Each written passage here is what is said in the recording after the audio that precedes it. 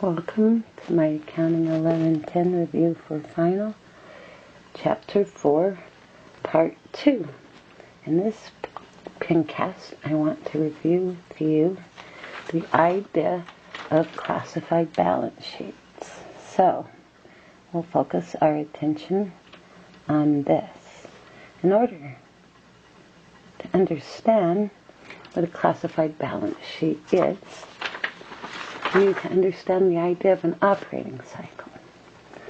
While I'm thinking that, I'm going to ask you to print the first page, pincast for Chapter 4, so I'm going to use those numbers.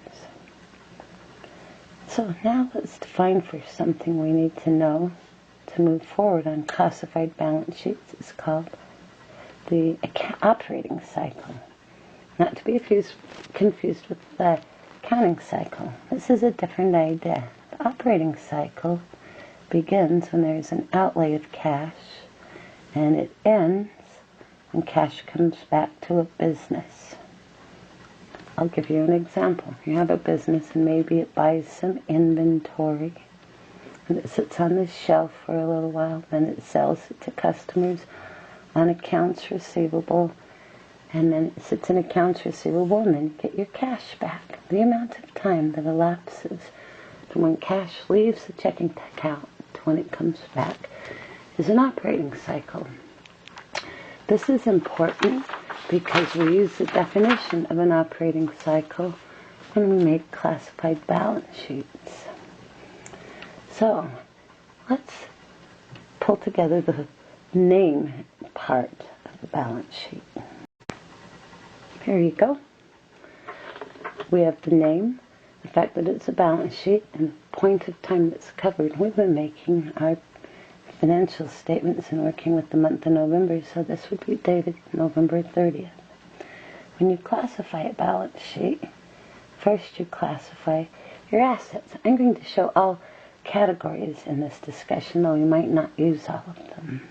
The first category on the asset side is current assets, and these are assets that will be used or consumed, turning back into cash within a year or an operating cycle, whichever is longer.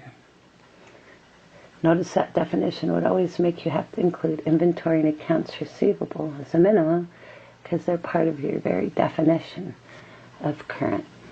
Then, if you had some long-term investments, those that would not be converted in that period of time, you would list those next. So these would be converted into cash in a period longer than a year or an operating cycle. Next would come the category of plant assets or property, plant, and equipment. It can be called either one. And these are things that you use in the business. In our case, equipment, buildings, land, automobiles. In our exact example, we only had equipment. Another possible category would be intangible assets. These are things that you own and that have value, but you can't see. Come to mind copyrights and patents. Pulling from our example on our adjusted trial balance on the first page of our pincast, let's list our current assets. They're listed in the order of liquidity. Cash would, of course, be the most liquid, so it would be shown first. We have cash in the amount of $4,000. Accounts receivable would certainly convert to cash in a short period of time, hopefully 30 to 60 days. We had $3,000 in our accounts receivable. And supplies, most businesses would not buy more than a year's worth of supplies, so generally speaking, they're going to be a current asset. And on a classified balance sheet, you would then total this number and say our total current assets are $7,500. Let's label this total. And we'll show it being $7,500. Since it's the first number in that column, put a $sign on it. We did not have any investments, but I wanted to include that so you would know about them. And these would be investments you have that would be for longer than a 1 year period. Then let's move to planned assets. We had one in our example. We had equipment. So you would list equipment, and our equipment was $15,000. It had accumulated depreciation with it that had already been taken on it at the end of the accounting period, and that totaled $3,000. So the book value of our equipment is $12,000. I don't really list the name book value anymore anywhere. You just bring it forward. 15,000 minus 3,000 is 12,000. In our example, we did not have any types of intangible assets, so there's nothing there. We have now categorized our balance sheet into current versus non-current assets. Our non-current assets being investment, planned assets, and intangibles. Total these, and you get a total of $19,500. And that is our total assets. Let's now move to liabilities. Liabilities are usually recorded in their order of due date.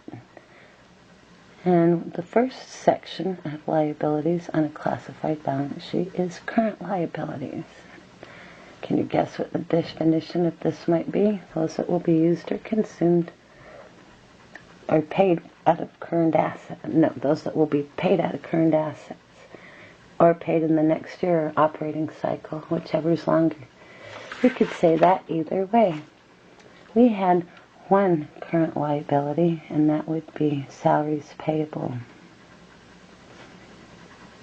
Our salaries payable amount was $600.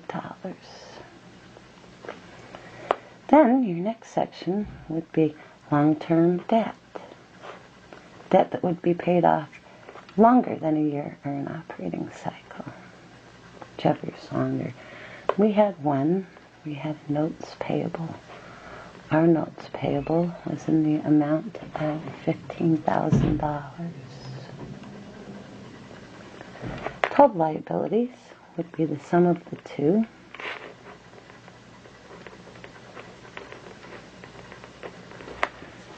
In our case, $15,600, and on a classified balance sheet, you do show a total for liabilities. Then you have the owner's equity section. And the only thing on the owner's equity section is the capital of the owner. If you recall, our ending capital balance was $3,900. Since we're in a new section of balance sheet, I'll put a dollar sign there. And then we'll have total liabilities and owner's equity, a little bit of abbreviating there to make it work. And that would be $15,600 plus $3,900 equals $19,500. So our total assets and our total liabilities equal. The reason we classify balance sheets is so that you can look at them and decide if you think the relationships are healthy. We have $7,500 in current assets, and we only have $600 in current liabilities. You can tell we'll have more than ample enough current assets to handle our current liabilities in the upcoming year. This, then, is how you prepare a classified balance sheet. Please note, there's no such thing as an unclassified balance sheet. We haven't been classifying them in the past because we had other things to do and learn. But from now on, all balance sheets that you make need to be classified. Spend a little time remembering what current means too. This often causes trouble on the final and in subsequent classes.